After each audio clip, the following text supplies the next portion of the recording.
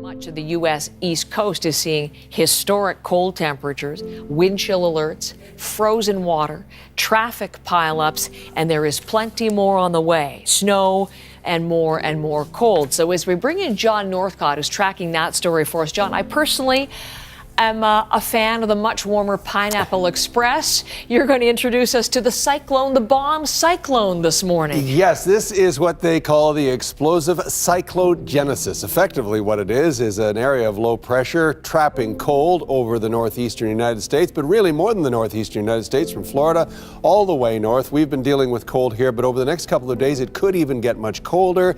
And to parts of the world, parts of the United States anywhere, where they are not accustomed to winters just quite this cold. Now, Evansdale, Iowa, this is a situation where, hey, it's Iowa, they do get their snowy winters for sure, but not so to the point where the town's water tower freezes, having to bring in a boil water order. People having to use bottled water because simply that huge volume of water frozen there in the town.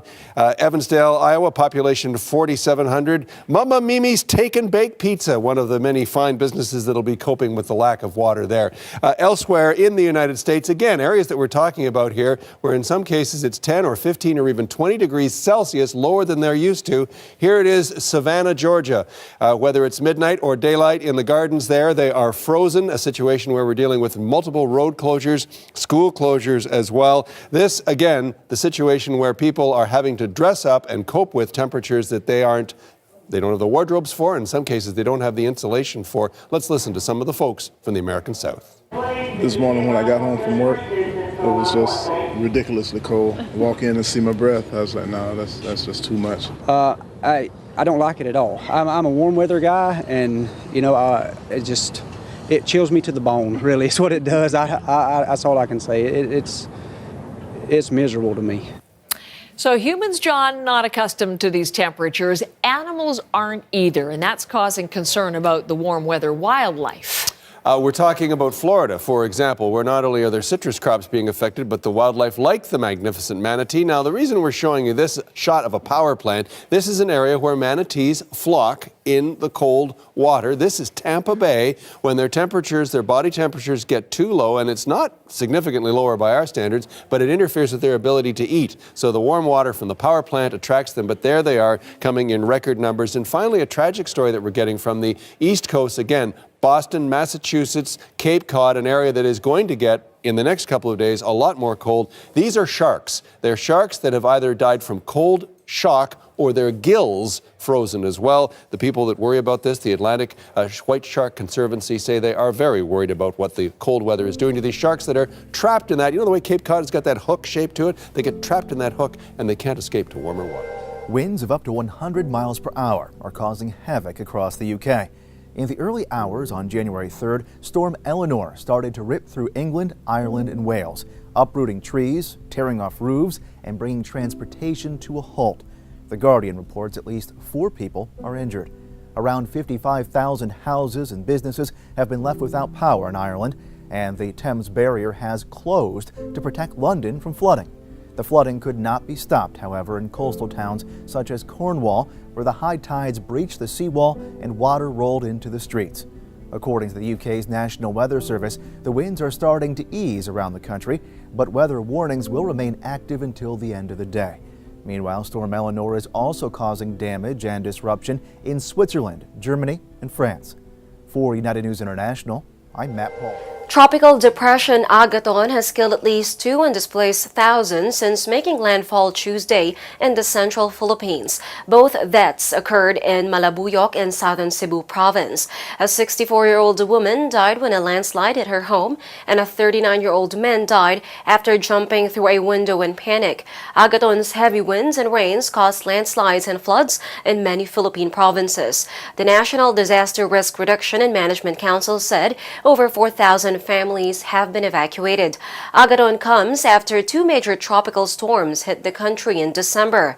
Tropical Storm Urduha, known internationally as Kaitak, hit the Visayas, and Tropical Storm Vinta, also known as Tembin, struck Mindanao. Together, the December storms killed nearly 300. About 20 major storms hit the Philippines each year. For United News International in Metro Manila, I'm Crystal Young. Another rocket has just been fired from Gaza into Israeli territory. The rocket has struck an empty field in southern Israel and no injuries or damage have been reported, but the army has just launched a counterattack against Hamas military targets in the Strip. The back and forth exchange of rocket fire and then IDF retaliation has been consistent for several weeks now. The attacks ramped up immediately following President Trump's bombshell recognition of Jerusalem as Israel's capital, and clearly they aren't fizzling out. Netanyahu has come under fire for failing to stop the rocket launches, and some have even gone so far as to call the prime minister weak in his response. But many officials agree that pushing too hard against Hamas could spark a war that neither side wants and derail the ongoing Palestinian reconciliation efforts. Those negotiations are at a standstill currently, but Israel has a vested interest in seeing things play out without interference. Regardless, more rocket fire will only fuel tensions between Israel and Gaza and put more lives in harm's way. Well, President Trump's plans for Middle East peace have hit a snag following Trump's bombshell decision to recognize Jerusalem as Israel's capital. The Palestinians say they no longer see the United States as an impartial negotiator of peace, but now Trump has just dropped an ultimatum. He's threatening to cut all aid to the Palestinians unless they come back to the table. Right now, the United States sends $300 million a year in foreign aid to the Palestinians. PA President Mahmoud Abbas's government is critically dependent on that money, but despite this threat, the Palestinians say they refuse to be blackmailed by Trump's ultimatum. A senior Palestinian official has accused the president of sabotaging the peace process in the first place by removing Jerusalem from the negotiating table. Furious that Trump, quote, now dares to blame the Palestinians for the consequences of his own irresponsible actions.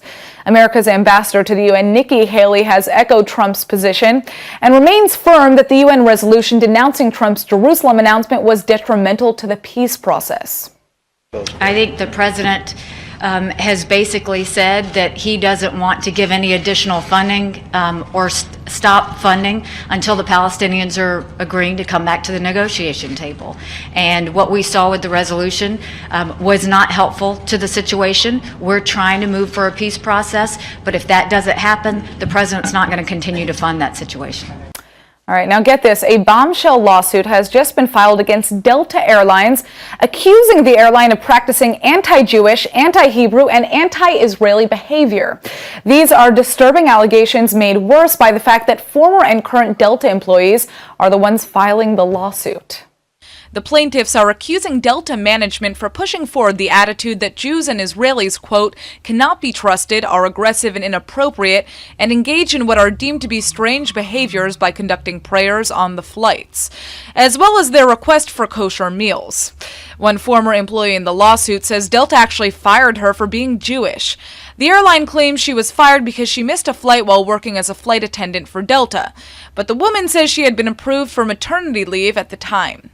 Another plaintiff is accusing the company of suspending her without pay and revoking her travel privileges when she shared her travel companion pass with a friend who happened to be Jewish. The lawsuit accuses Delta of taking wrongful action against the employee because the recipient was Jewish. Delta has taken the defensive, claiming these allegations are false and that the company has zero tolerance for discrimination. But if these disturbing accounts are true, then that would certainly not seem to be the case. In October, well, Pat, the Department of Homeland Security has warned that terrorists could try to launch attacks with new technology. One potential tactic, using armed drones. CBN's national security correspondent Eric Rosales brings us that story. Imagine this baseball stadium behind me filled with fans. Now imagine an armed drone filled with chemical weapons flies overhead, releasing it, killing them. It's a horrifying scenario that may not be too far-fetched after the latest warning from Homeland Security, which suggests terrorists to start using armed drones to carry out attacks. According to the DHS, there's been an uptick in terrorist interest for using unmanned aerial systems as weapons to drop chemicals. You can take a quadcopter, off-the-shelf unmanned aerial vehicle that you can purchase for $99 at Radio Shack or Best Buy or even on Amazon, equip a small container on it, put an automated device on side just by using a trigger that you can get for 99 cents at a hardware store, fly it over a civilian area, and thereby you have a roving chemical unmanned aerial weapon.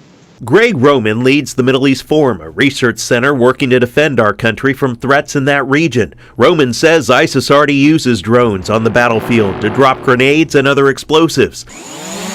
Now, Homeland Security is also concerned about drones targeting commercial jetliners. The DHS bulletin states unmanned aircraft systems highlight sustained concern regarding threats against commercial aviation and air cargo, including explosives, poisons, or toxins. Airports across the country already deal with close calls between drones and jetliners taking off and coming in for landings. There is this balance between civil liberties and national security, but I don't think there's anywhere written in the Constitution that someone has the ability to operate a drone with unfettered access without regulation. There is some concern regarding the regulations regarding drones, even in the private sector. First attacking commercial airlines, but then what about other government buildings? What about churches? What about people's homes? So it would not just stop at a plane. The big picture is that Homeland Security's fight is shifting, ever adapting against ISIS, who is losing ground on the battlefield, but continues to have branches throughout the world. Eric Rosales, CBN News, Washington.